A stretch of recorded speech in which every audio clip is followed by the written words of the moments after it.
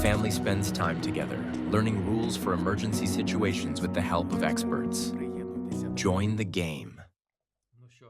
So, it's my turn? Hooray!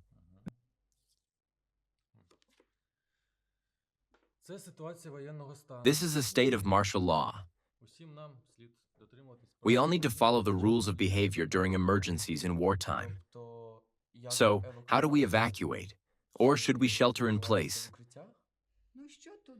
Well, either way, we need to have an emergency kit ready. But here's the question. Should it be the same as for radiation hazards?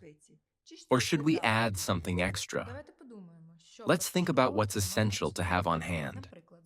For instance, making copies of important documents and keeping them close. No, Mom, we should put them in folders and keep them in the emergency backpack. Also, don't forget a charger and a power bank. And it's crucial to charge all devices while there's still a chance. Besides documents, both kids and adults should have photos of their loved ones. Not just as a keepsake, but to show who you're looking for if someone gets lost. And money is a must, whether it's a card or, better yet, cash. Don't put it all in one place. Keep some in your pocket and some in the backpack. And make sure everyone has keys to the house, including duplicates. For those who drive, the same goes for car keys. Everyone should also have their medications for chronic conditions. And kids, you need to have cold medicine and remedies for poisoning in your backpack. As for me, I always keep a first aid kit ready, with tourniquets and various supplies for emergencies or everyday needs. Oh, and a toothbrush?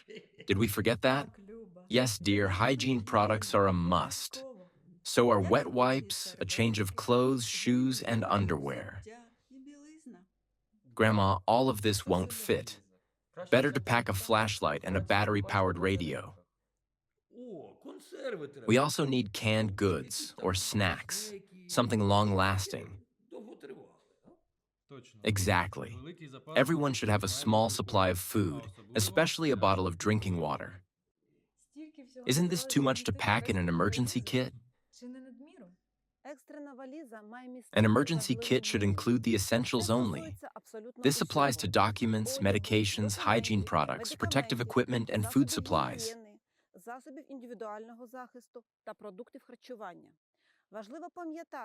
Remember, it's for rapid evacuation from a danger zone. Don't pack heavy or perishable items. Here are some other useful things. Some items should be with everyone, and others can be distributed among group members. For example, if there's no electricity, adults will need matches, lighters, and candles to start a fire for warmth or cooking.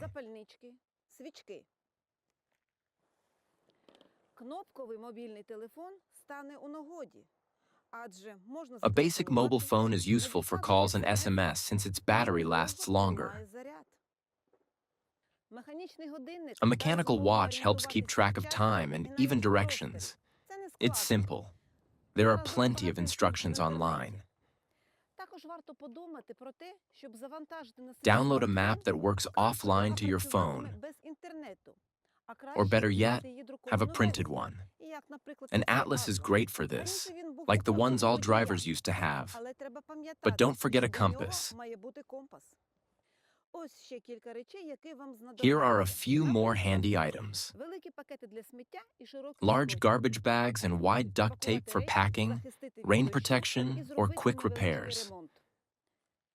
A multi-tool with a knife, screwdriver, and awl will also come in handy. A sleeping pad and a space blanket are must-haves. Don't be fooled by its size. The blanket is very warm. Wow, such a tiny blanket. I'd only read about them before. I never thought they'd be so useful. Speaking of duct tape, it's for taping windows. Like snowflakes on the windows? Exactly. It doesn't have to be snowflakes. It could be crisscross, diamonds, or any pattern. The goal is to protect yourself from shattering glass in case of an explosion. If the window breaks, the tape will hold the pieces together and prevent them from scattering.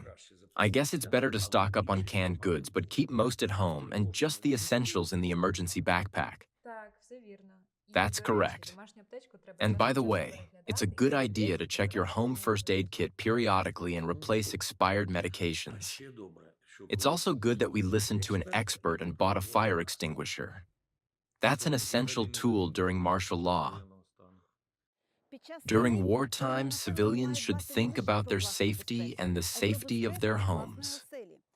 The family outlined the actions needed for windows, storing potable and technical water, long-lasting food supplies, first aid items, and fire extinguishers. If your building has a basement or cellar, try to equip it as a shelter based on these requirements.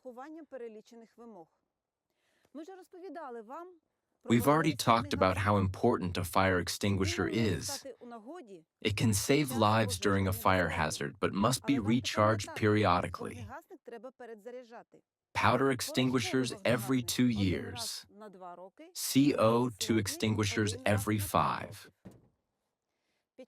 During wartime, long power outages are possible, so prepare flashlights, batteries, and candles.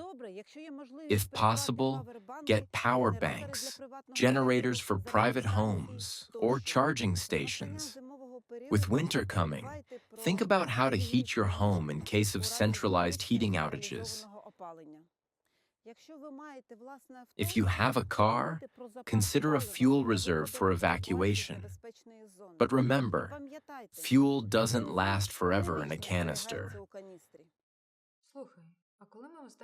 When was the last time we replaced the fuel in the canisters? I don't remember, but I'll handle it. Thank you.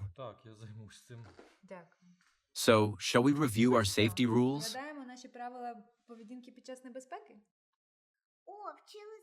We learned this in class. During an air raid alert, everyone heads to a shelter. I checked where the nearest shelter is, but I'm not sure it's comfortable for Grandpa.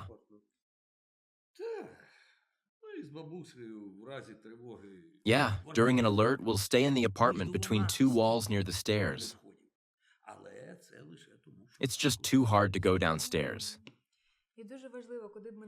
Exactly. And it's crucial always to carry documents when you go out. For example, I've added our blood types and RH factors to our passports based on our medical records. For the kids, I printed this info on separate sheets and included any allergies. These sheets should always be with us. And son, I wanted to ask you not to wear your trendy camouflage jacket for now. It could be mistaken for military attire. Please. All right, I'll wear my old jacket. It's hard to predict everything, so talk with your kids about what to do in different emergencies. For instance, what to do if the lights go out, or if you hear explosions, where to meet if you get separated, and where to find reliable, verified information. My head feels like it's about to explode from all this. And this is just the start. We need to discuss these things periodically to remember them better. So, under this episode, you'll find additional information. Download it and check your knowledge. All right, I'll answer first.